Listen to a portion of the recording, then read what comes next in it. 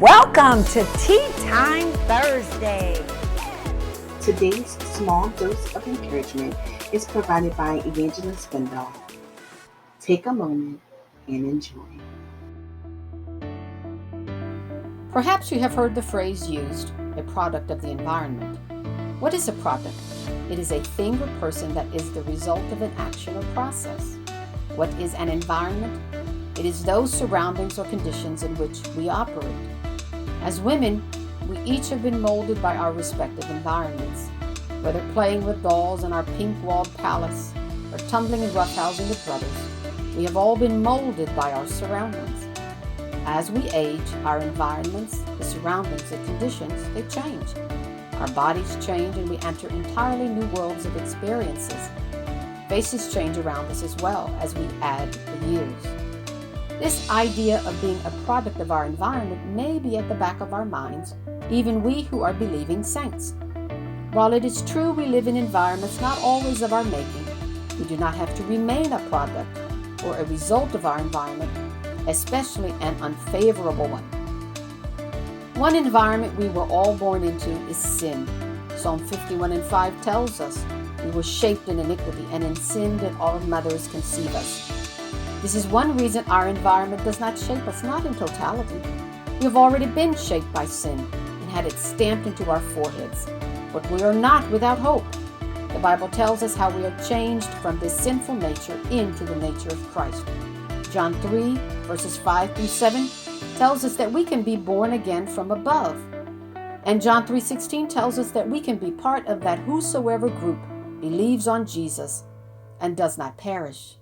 When we are born from above, yes, we do not leave our environment. So the question may be asked, how important is our environment? It is only important and influential if we believe our environment is transmitting truth, and we thereby act accordingly. If we do not believe the message of our environment, we will fight against it based upon the inner pull to do so.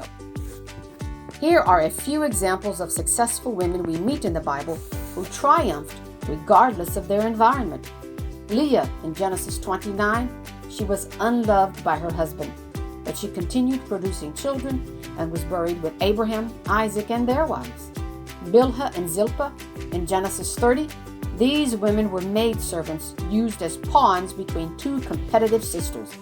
With all the turbulence in that household, we do not read of them being intimidated or mistreated to the point of running away.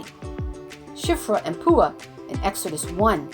When Pharaoh was tossing boy babies into the Nile River, these two women said, "Not so. We will save every child we can."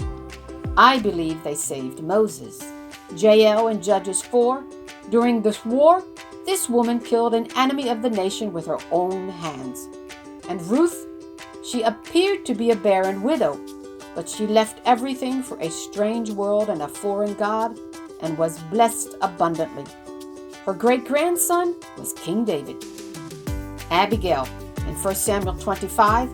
Even though this beautiful, astute, and wise woman was married to a man whose name meant fool, she never became mean, evil, acting, or vindictive. She impressed David enough for him to choose her to be his wife when her fool husband died. Mary in Matthew 1 and Luke 1. She should have been stoned for being an unwed mother, but is bold enough to birth the Savior of the world. Elizabeth in Luke 1. She's too old to have children and possibly even want them, but her son John revolutionized the world. And lastly, Mary Magdalene in Mark 16 and John 20. She was delivered of 7 devils.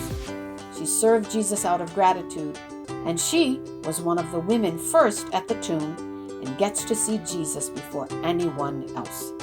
Whatever environment you find yourself in, thrive. Thank you so much for joining the CCAF Columbus Women's Department for Tea Time Thursdays.